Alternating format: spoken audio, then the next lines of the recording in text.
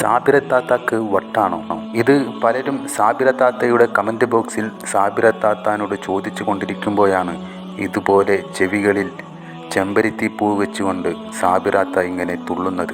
എൻ്റെ സിറാജുദ്ദീൻ ഉസ്താദ് പെണ്ണുങ്ങളെക്കുറിച്ച് മാത്രം പറയാതെ ആണുങ്ങളെക്കുറിച്ചും പറയണം എന്ന് പറഞ്ഞ സാബിറത്താത്താനോട് പറയാനുള്ളത്, പരലോകം മറന്ന് ജീവിക്കുന്ന എല്ലാവർക്കും താക്കീത് നൽകാറുണ്ട്.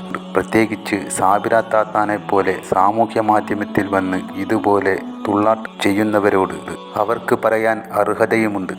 സാബിറത്താത്താൻ്റെ പുതിയ വീഡിയോയിൽ സാബിറത്താത്ത പറയുകയാണ്, റസ വ്ലോഗ്സിലെ ഉസ്താദിന് സാബിറത്താത്തയുടെ വീഡിയോ ചെയ്തപ്പോഴാണ് കൂടുതൽ റീച്ച് കിട്ടുന്നത് എന്ന്.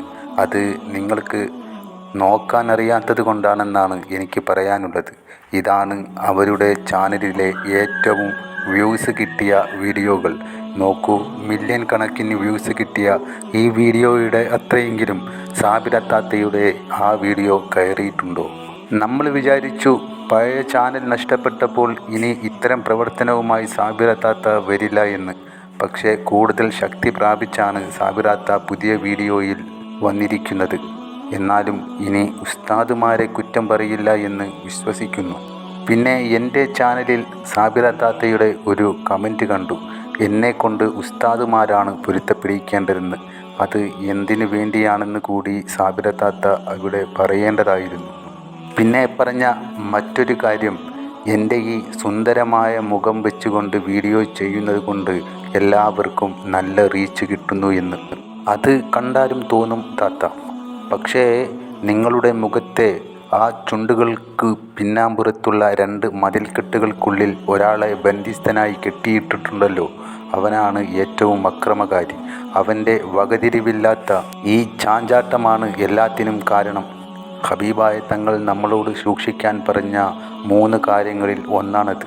അതിനെ തുറന്നു വിട്ടാൽ അവൻ ജീവിതം തകർക്കും. അതുകൊണ്ടാണ് അവനെ ഏറ്റവും സുരക്ഷിതമായ ഇടത്ത് തന്നെ വെച്ചിരിക്കുന്നത്.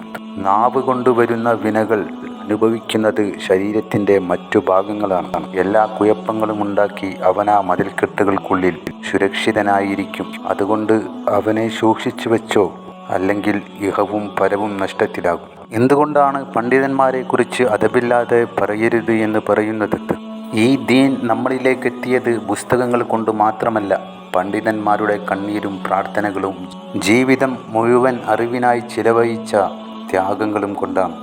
രാത്രികൾ ഉറങ്ങാതെ അറിവ് പഠിച്ച് ജനങ്ങൾക്ക് ശരിയായ വഴി കാണിക്കാനായി സ്വന്തം ജീവിതം സമർപ്പിച്ചവരാണ് ഉലമാക്കൾ.